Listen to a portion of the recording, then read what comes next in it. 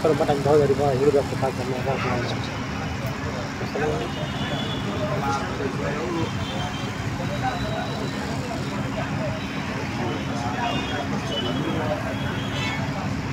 सुद्धा 4 वेळेस आतापर्यंत या उपोषणाला भेट देऊन आलेलो आहे। खरोखरच आज या सगळ्या समाजाचा आक्रोश बघून असं वाटतंय की समाजाला खरोखरच एसटी आरक्षणाची गरज आहे।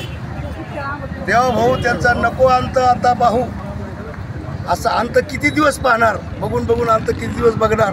एक दिवस जर उद्रेक झाला तर जे टीव्हीवर दिसतंय ते महाराष्ट्रात सुद्धा व्हायला वेळ लागणार नाही। म्हणून आमची देवा भावाला विनंती आहे, देवा भाऊला किंवा एवढा जर समाज तळमळीला इथं बसलाय तर कमीत कमी तुमचे लोक येऊन कशासाठी बसलाय, का बसलाय, रस्त्यात एवढा ऊन वारा पाऊस, दिवस कोणते सणासुदीचे दिवस आहेत, त्यांच्या प्रत्येकाच्या घरामध्ये देवी बसलेली आहे, तरीसुद्धा सर्व सण सूद सोडून समाज आरक्षणासाठी इथं बसलाय।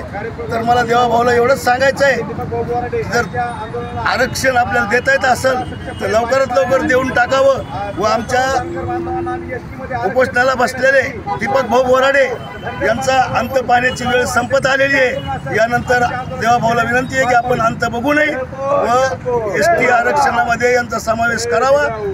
आमचा सर्व धर्म कोणताही असो, मराठा असो, माळी असो, तेली असो, तांबोळी असो, सर्वांचा धनगर समाजाला एसटी आरक्षणामध्ये समावेश करण्यासाठी कुठलाही समाज नाराज होणार नाही। देवा भाऊ आपण बार म्हणताय ओबीसी माझा DNA आहे, असा DNA आहे का ओबीसी? 9 दिवस बसलेल्या माणसाकडं एखादा सुद्धा आपण तिरप्या डोळ्यांनी सुद्धा बघत नाही।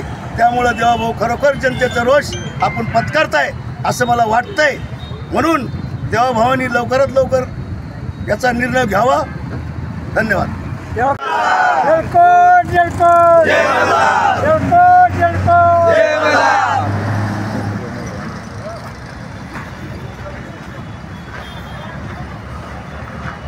जय घोषणा